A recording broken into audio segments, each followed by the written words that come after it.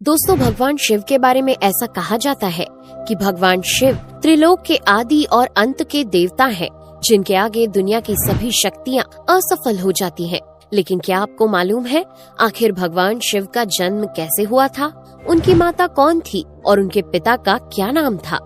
उन्होंने किससे अपनी शिक्षा प्राप्त की थी और किस किस को शिक्षा का दान दिया था? अगर नहीं तो चलिए, क्योंकि इस वीडियो के माध्यम से हम आपके इन्हीं सभी सवालों का जवाब देने वाले हैं, इसलिए प्लीज इसे स्किप किए बिना एंड तक जरूर देखना।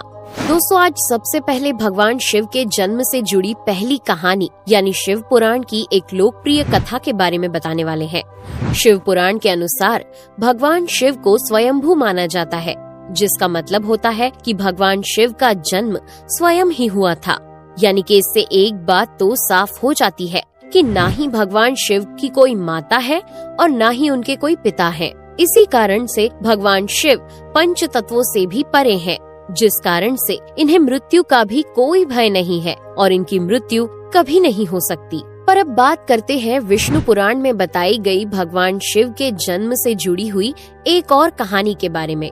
विष्णु पुराण में बताया गया है कि भगवान विष्णु के माथे से निकलने वाले तेज के कारण भगवान शिव की उत्पत्ति हुई थी और उनके नाभि से निकलते हुए तेज से कमल पर विराजमान ब्रह्मा जी का जन्म हुआ था। मगर दूसरी ओर भगवान विष्णु के जन्म के बारे में शिव पुराण में बताया गया है कि एक बार की बात है जब भगवान शिव अपने घुटने मल रहे थे और उनके घुटनों से निकलने वाले मैल से भगवान श्री विष्णु जी का जन्म हुआ था। पर अगर ऐसा हुआ है तो विष्णु पुराण और शिव पुराण एक दूसरे से बिल्कुल अलग हैं। इस कथा के अलावा भगवान शिव के जन्म की एक और पौराणिक कथा काफी ज्यादा पॉपुलर है, जिसे शायद आपने बड़े बुजुर्गों से सुना होगा। पर अगर नहीं सुना तो आपकी जानकारी के लिए बता दें कि एक बार की बात है जब भगवान विष्णु और परम ब्रह्मा जी के बीच इस बात पर बहस छिड़ गई थी कि आखिर इस संसार में सबसे महान कौन है। और जब भगवान विष्णु और भगवान ब्रह्मा इस बात को लेकर बहस कर रहे थे तो एक जलते हुए खम्बे के रूप में महादेव उनके बीच आए थे। दोस्तों, वो दोनों इस रहस्य को नहीं समझ पाए और तभी अचानक से एक आवाज आई जिसने कहा कि जो भी इस खम्बे का छोर ढूंढ लेगा वही सबसे महान कहलाएगा। ऐसा सुनते ही ब्रह्मा जी ने एक पक्षी का रूप लिया और खम्बे का ऊपरी हिस्सा ढूंढने निकल गए। वहीं विष्णु जी ने वराह का रूप धारण किया और खम्बे का अंत ढूंढने निकल गए। बहुत देर तक खोजने के बाद भी दोनों में से किसी को भी खम्बे का छोर नहीं मिला और दोनों हार मानकर वापस आ गए। जिसके बाद भगवान शिव अपने असली रूप में आए और फिर भगवान विष्णु और ब्रह्मा जी ने ये मान लिया कि महादेव ही सबसे महान और शक्तिशाली हैं। इनसे बड़ी शक्ति इस दुनिया में कोई नहीं है।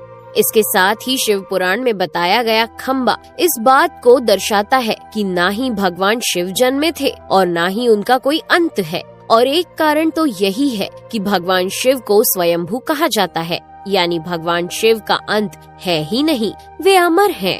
अब हम बात करते हैं भगवान शिव से जुड़े एक ऐसे विषय के बारे में जो सबसे ज्यादा प्रसिद्ध है कि क्या भगवान ब्रह्मा भगवान शिव के पिता हैं? जी हाँ, इनकी ये कहानी लोगों के बीच काफी प्रसिद्ध है। तो आपको बता दें कि आखिर किस प्रकार भगवान शिव ने ब्रह्मा पुत्र के रूप में जन्म लिया था। इसके पीछे विष्णु पुराण की एक पौराणिक कथा है, जिसके अनुसार जब धरती, आकाश, पाताल या कहें पूरा यूनिवर्स जलमग्न यानी पानी में डूबा हुआ था, तब भगवान विष्णु के अलावा कोई भी देव या प्राणी इस संसार में नहीं था। तब केवल विष्णु ही जल सतह पर अपने शेष नाग पर लेटे हुए नजर आ रहे थे। जिसके बाद उनकी नाभि से कमल की डंडी पर ब्रह्मा जी प्रकट हुए और जब भगवान ब्रह्मा और भगवान विष्णु इस यूनिवर्स से संबंधित बातें कर रहे थे तब भगवान शिव प्रकट हुए, जिसके बाद ब्रह्मा ने उन्हें पहचानने से इनकार कर दिया। इस कारण से भगवान शिव रूठ गए और उनके रूठ जाने के कारण भगवान विष्णु ने उन्हें दिव्य दृष्टि प्रदान कर ब्रह्मा जी को भगवान शिव की याद दिलाई। जिसके बाद भगवान ब्रह्मा को अपनी गलती का एहसास हुआ और शिव से क्षमा मांगते हुए उन्होंने उनसे अपने पुत्र रूप में पैदा होने का आशीर्वाद मांगा। जिस कारण से भगवान शिव ने भगवान ब्रह्मा की प्रार्थना को स्वीकार करते हुए उन्हें ये आशीर्वाद दे दिया। लेकिन इसके बाद जब भगवान ब्रह्मा ने इस सृष्टि की रचना शुरू की तो उन्हें एक बच्चे की जरूरत पड़ी और तब उन्हें भगवान शिव का आशीर्वाद ध्यान आया।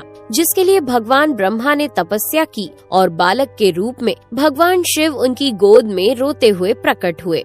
आपको बता दें कि ये भगवान शिव का एकमात्र बाल रूप है। जब भगवान ब्रह्मा ने उनके रोने का कारण पूछा तो उन्होंने बताया कि उनका कोई नाम नहीं है। तब भगवान ब्रह्मा ने भगवान शिव का नाम रुद्र रख दिया, जिसका मतलब होता है रोने वाला। पर इसके बावजूद भी भगवान शिव चुप नहीं हुए, इसलिए ब्रह्मा ने उन्हें दूसरा नाम दिया। पर शिव को वो नाम भी पसंद नहीं आया और फिर भी वे चुप नहीं हुए। इस तरह शिव को चुप कराने के लिए भगवान ब्रह्मा ने भगवान शिव को 108 नाम दिए थे, जो रुद्र, शर्व, भाव, उग्र, भीम, पशुपति, ईशान और महादेव जैसे नाम थे। और शिव पुराण के अनुसार उनके ये नाम पृथ्वी पर लिखे गए थे। इसके बाद बात आती है श्रीमद् देवी महापुराण की। तो श्रीमद् देवी महापुराण में भगवान शिव की माता और पिता के बारे में बताया गया है। श्रीमद् देवी महापुराण के अनुसार देखा जाए तो एक बार जब भगवान नारद जी ने अपने पिता भगवान ब्रह्मा जी से पूछा कि सृष्टि का निर्माण किसने किया है, साथ ही भगवान विष्णु, भगवान शिव और आपके माता पिता कौन है, तब भगवान ब्रह्मा जी ने नारद जी को त्रिदेवों के जन्म के बारे में बताया। जो बताया वो वाकई चौंका देने वाली बात थी। दरअसल उन्होंने कहा कि देवी दुर्गा और शिव स्वरूप ब्रह्मा के योग से ब्रह्मा, विष्णु और महेश का जन्म हुआ था। यानी प्रकृति का रूप लिए माँ दुर्गा ही हम तीनों की माता है और ब्रह्मा यानी काल सदाशिव हमारे पिता है। इसके साथ ही श्रीमद् देवी महापुराण में भी भगवान विष्णु और भगवान ब्रह्मा के बीच हुए झगड़े की एक कहानी मिलती है, जिसके अनुसार एक बार श्री ब्रह्मा जी और विष्णु जी में झगड़ा हुआ और दोनों में बहस छिड़ी हुई थी। तब भगवान ब्रह्मा ने कहा कि सृष्टि को मैंने बनाया है और मैं ही प्रजापिता हूँ, जिसके जवाब में भगवान विष्णु जी ने कहा कि मैं आपका पिता हूँ, क्योंकि आप मेरी नाभि से निकले हुए कमल से पैदा हुए हैं। और धीरे धीरे कर ये बहस बढ़ती गई।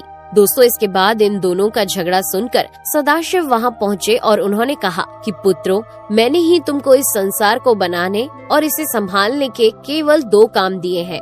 इसी प्रकार मैंने शंकर और रुद्र को संहार और तिरोगति के कार्य दिए हैं। इसके साथ ही उन्होंने कहा कि मेरे 5 मुख हैं। एक मुख से अकार, दूसरे मुख से उकार, तीसरे मुख से मुकार, चौथे मुख से बिंदु और 5वें मुख से नाद यानी कि शब्द प्रकट हुए हैं। उन्हीं 5 को एक साथ मिलाकर देखा जाए तो एक अक्षर ओम बनता है, जिसे आज हम सभी भगवान शिव के मूल मंत्र के रूप से जानते हैं। इतना कहने के बाद भगवान ब्रह्मा और विष्णु दोनों ही समझ गए कि भगवान शिव से ज्यादा शक्तिशाली इस दुनिया में कुछ भी नहीं है और दोनों ने भगवान शिव को प्रणाम किया और चले गए। चलिए दोस्तों, अब जब आप भगवान शिव के बारे में इतना तो जान ही चुके हैं, तो क्या आपको पता है कि आखिर भगवान शिव ने किससे शिक्षा प्राप्त की थी और उनके गुरु कौन थे?